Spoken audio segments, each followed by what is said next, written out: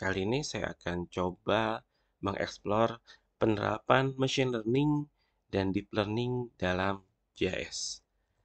Saya akan bergerak di konsep awalnya terlebih dahulu. Jadi secara umum itu ada yang namanya artificial intelligence. Kalau di bahasa Indonesia kan itu adalah kecerdasan buatan, yaitu kemampuan mesin untuk meniru kecerdasan dan perilaku manusia berdasarkan data-data. Jadi untuk akhir-akhir ini data itu udah sangat banyak, kemudian data itu pingin kita ekstrak informasinya. Nah, salah satunya adalah dengan menggunakan mesin. Jadi kita akan mengajari mesin untuk meniru kecerdasan dan perilaku manusia. Kemudian di dalam artificial intelligence itu ada yang namanya machine learning, yaitu di sini adalah bagian dari AI atau artificial intelligence yang memungkinkan mesin secara otomatis belajar dan menghasilkan prediksi berdasarkan data yang digunakan. Kata kuncinya di sini adalah atau otomatis belajar dan nanti ada output sebuah prediksi. Dan yang ketiga, di dalam machine learning adalah ada sebuah pendekatan yang namanya deep learning, yaitu bagian dari machine learning yang memproses data yang sangat banyak menggunakan algoritmanya juga yang sangat kompleks. Kalau di sebelah kirinya ini adalah uh, konsep penerapan dari machine learning dan deep learning. Misalkan dua-duanya inputnya adalah gambar mobil dan output yang kita harapkan adalah kita mengklasifikasikan apakah itu mobil atau bukan. Nah, kalau untuk di machine learning, dari input itu kita ekstrak dulu, baru kita klasifikasi, baru kita hasilnya ada nanti apakah itu mobil ataupun bukan. Nah, sementara kalau di deep learning, ketika input seperti ini langsung algoritmanya langsung lebih rumit, lebih ribet lagi. Hasil data trainingnya juga lebih banyak lagi. Kemudian baru menghasilkan gambar itu, kita bisa memprediksi gambar itu adalah mobil ataupun bukan. Nah, kalau untuk perbandingannya secara harfiah, machine learning itu merupakan sebuah cabang ilmu komputer yang khusus mempelajari bagaimana sebuah mesin mampu menyelesaikan masalah tanpa harus diprogram secara eksplisit. Jadi, kita bisa melakukan otomatisasi. Kita bisa suruh mesin itu untuk belajar, belajar, belajar. Jadi, bukan hanya manusia aja yang kita bisa paksa untuk belajar, tapi ya dengan adanya machine learning ini kita paksa si machine learning itu belajar dari data-data yang ada. Sementara untuk deep learning adalah metode penerapan machine learning yang menggunakan ada jaringan nalar untuk meniru cara kerja otak manusia. Nah, ini lebih advance lagi, yang ditiru itu cara kerja otak manusianya. Kemudian ada menggunakan algoritma sebagai neuronnya, kemudian deep learning mampu menentukan dan menganalisis karakteristik suatu rangkaian data. Program deep learning dirancang dengan kemampuan yang lebih kompleks dari machine learning. Hal ini ditunjukkan agar program tersebut dapat mempelajari, mengolah, dan mengklasifikasi rangkaian data. Kalau untuk di remote sensing atau di image processing atau image classification, ini bisa kita bagi dua bagian besar, yaitu di kiri ada machine learning, yang sebelah kanan ada deep learning. Kalau untuk machine learningnya, ini sudah umum di orang-orang remote sensing, ada supervised learning, supervised classification, ada yang namanya unsupervised learning ataupun unsupervised classification. Di supervised learning, ini ada yang namanya SVM, decision tree, kemudian logistic regression, dan seterusnya. Sementara untuk di unsupervised, itu ada k-mean clustering, ada fuzzy, ada spectral, ataupun reinforced learning. Sementara untuk di deep learning, itu ada yang namanya CNN, Convolutional Neural Network, kemudian ada yang namanya Artificial Neural Network, ada yang namanya DNN, dan seterusnya.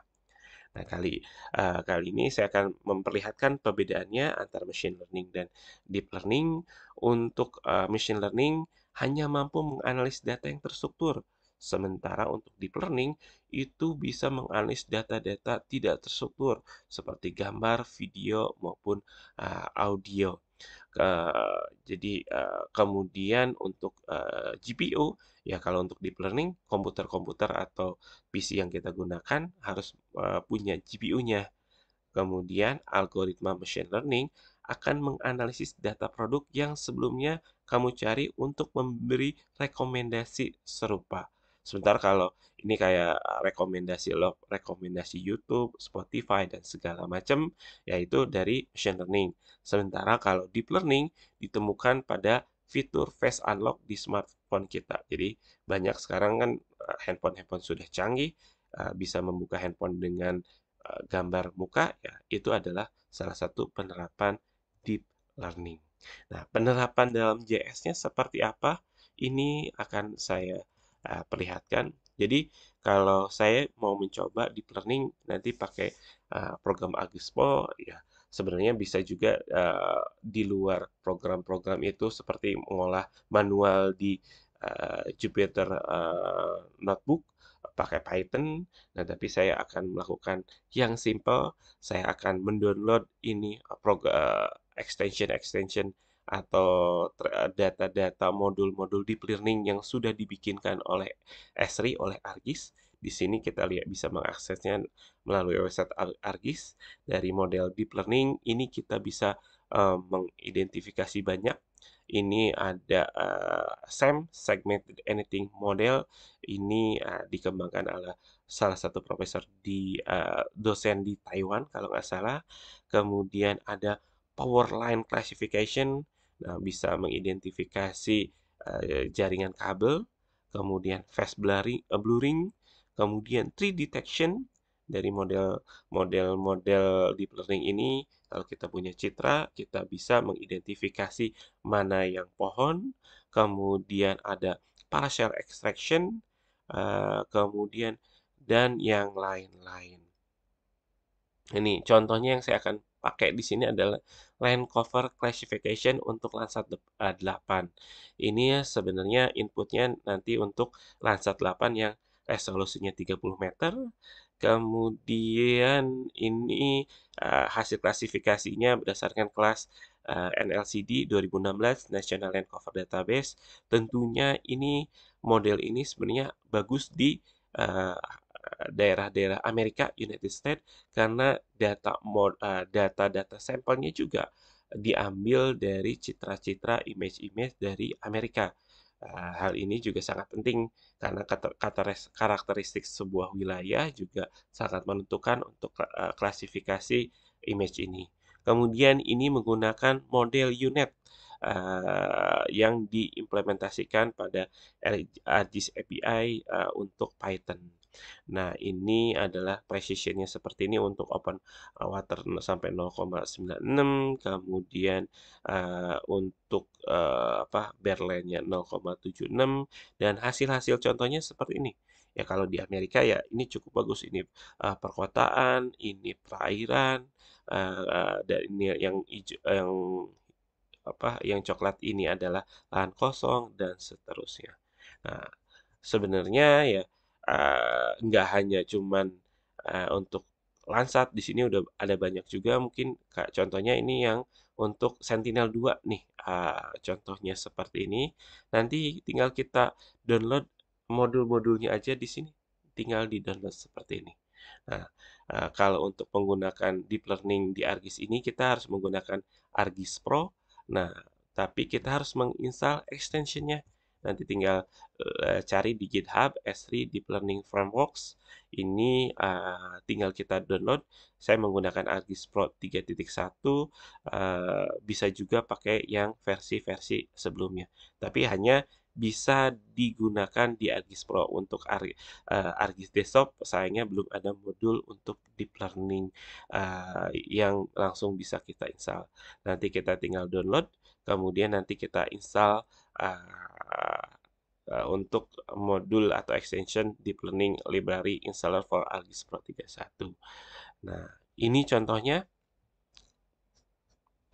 Saya punya, kalau ini World Imagery base map-nya dari, ArcGIS, kemudian ini saya punya data, Landsat 8, di daerah Kota Bandung yang nanti akan saya coba klasifikasi. Nah, ini ya tampilan dari ArcGIS Pro-nya, ya cukup, fresh. Kalau saya mau mengklasifikasi tinggal ada di tab Imagery ini, saya bisa, melakukan classification tool, ada Classify. Kalau untuk yang machine learning dan machine learning supervised dan unsupervised, ini ada yang namanya KNN untuk yang unsupervised, untuk yang supervised itu ada random tree dan support vector machine. Tapi kali ini saya nggak akan membahas untuk yang machine learning atau klasifikasi untuk yang random tree, super vector machine ataupun yang KNN. Nah, ini untuk yang supervised unsupervised udah saya coba sebelumnya. Sebenarnya ini untuk hasil yang unsupervised dari ArcGIS Pro mengklasifikasikan jalan, kemudian daerah terbangun, forestnya dan shrubland. Sementara kalau yang ini hasil untuk yang supervised yang saya kasih sampel hasilnya seperti ini. Ada street, ada RTH, development, barren, dan forest. Nah, kita akan coba menerapkan algoritma deep learning untuk data Landsat ini. Nah, tinggal ada di analisis, kemudian ada di tool, cari yang namanya tools classify pixel, classify pixel using deep learning. Nah, ini inputnya adalah data Landsat ini. Kemudian outputnya saya bikin default dulu. Model definition ya ini yang kita download dari ini. Di download ini nanti belakangnya extensionnya DLPK seperti ini. Kita tinggal download. Nanti dia akan mendownload seperti ini. Dua kali. Ada land cover classification. Saya sudah mendownload, saya cancel dulu.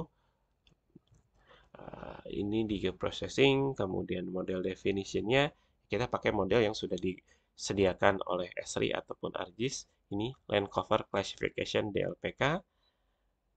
Kemudian ini parameternya akan saya defaultkan dulu saja sesuai standar settingannya dari ArcGIS ataupun Esri-nya.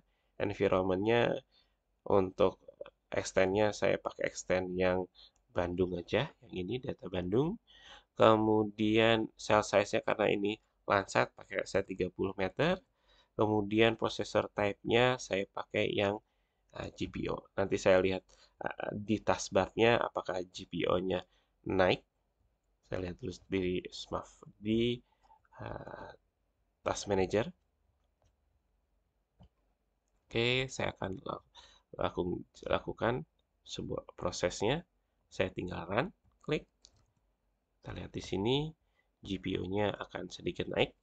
Dia akan pakai GPU yang dari Intel-nya dulu karena masih ringan, mungkin hanya datanya kecil satu kota Bandung. Mungkin kalau misalkan datanya lebih luas, dia akan dialihkan ke GPU yang NVIDIA yang bukan onboard-nya. Ini masih berjalan proses kelas deep learning klasifikasi menggunakan deep learning-nya.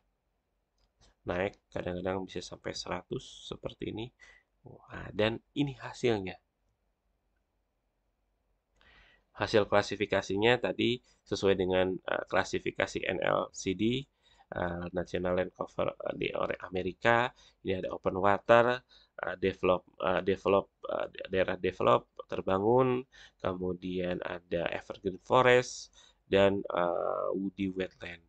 Nah, kalau untuk daerah pemukimannya ya, saya lihat ya ini yang merah-merah ini adalah medium intensity. Kalau saya mau bandingkan dengan World Imagery, ya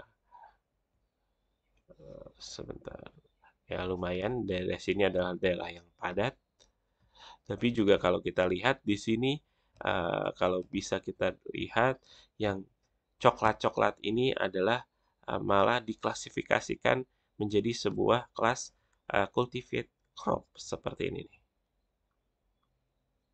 Padahal kalau saya zoom di daerah sini, saya lihat word imagery, di sini bukan cultivate crop lagi, di sini malah udah daerah terbangun, yang ini padat, yang ini daerah mungkin apa ya, pabrik atau apa, malahan diklasifikasi sebagai cultivate crop.